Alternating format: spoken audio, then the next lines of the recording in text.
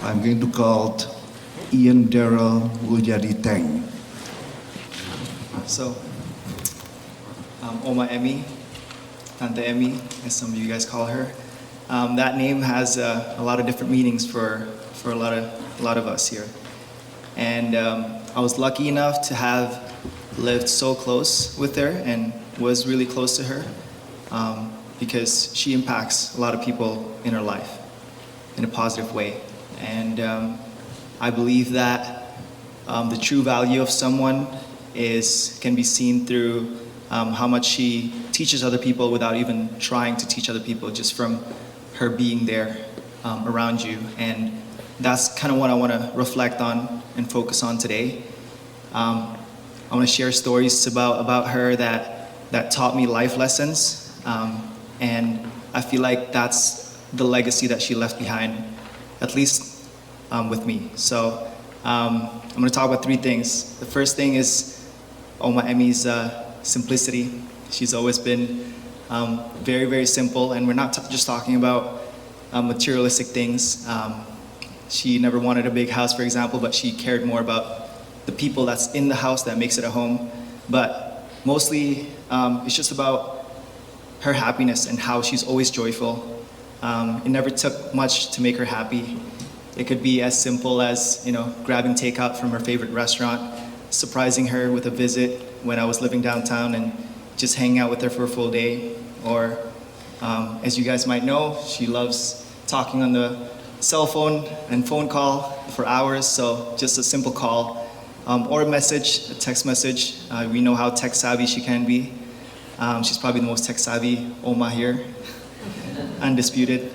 But she lived a pretty simple life in this sense. She was never asked for too much. Even just an easy drive to see the fall leaves changing colors. That's one of her favorite things to do. So she taught me and she influenced me to spend less on materialistic things and more on experiences, because she values family time. She values moments and experiences more than just things. So she lived a pretty simple life that way. The second thing is how she showed me how love is supposed to be unconditional and how unconditional love takes a lot of work. But also, what I want to talk about is how love is patient. And I'm not just talking about how Oma is always patient, but mostly how me and Ryan and all of us around her have to be patient with her and slow down, right? One of the stories that I want to share is anytime me and Ryan, for example, we want to go out for a grocery run, we ask her, Oma, do you want anything? And Oma always say, I do, but I'm not going to tell you, I'm just going to come with you. And it gets really annoying after a while because you're just trying to get it done. You're trying to go to Walmart or Costco and get what you need and come home, but she always wants to tag along. And in the beginning it's annoying, like I said, because she's just going to slow you down, but after a while you kind of just flip the switch, you change your mindset, and you're mostly thinking about, okay, she's going to come with you anyway, might as well slow it down, not rush anything. We're going to end up forgetting things along the way if you rush it.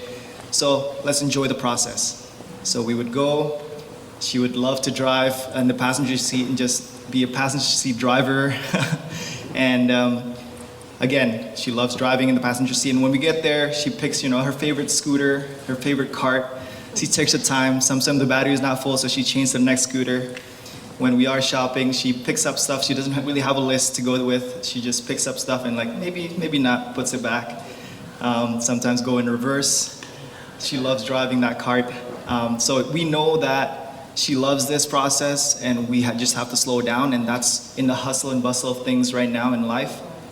It's always important to just slow down and see where you are, because if you keep on chasing for the next thing, you'll never be satisfied. So she taught me early on that sometimes you just have to slow down, especially as a young adult. It's not something that was intuitive. So that was the second thing that I learned from her. And the last thing that I think a lot of us can relate is her optimism. Like I mentioned in the past, she's just very joyful around the church, around the community.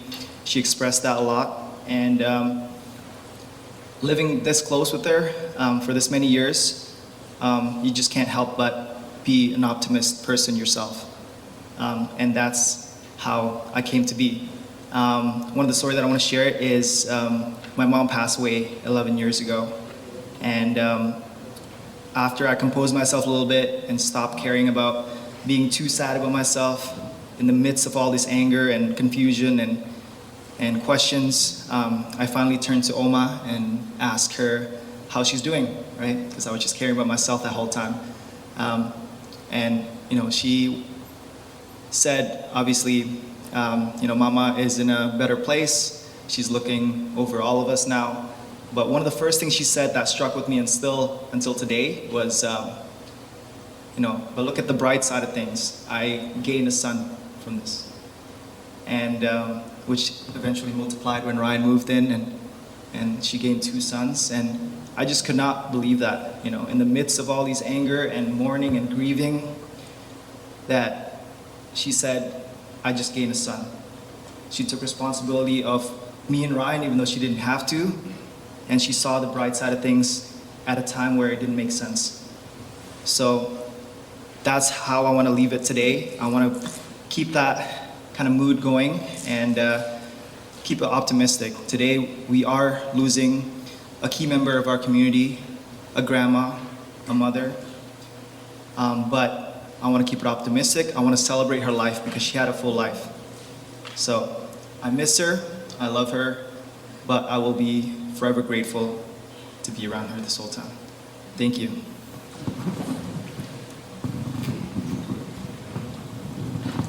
Thank you.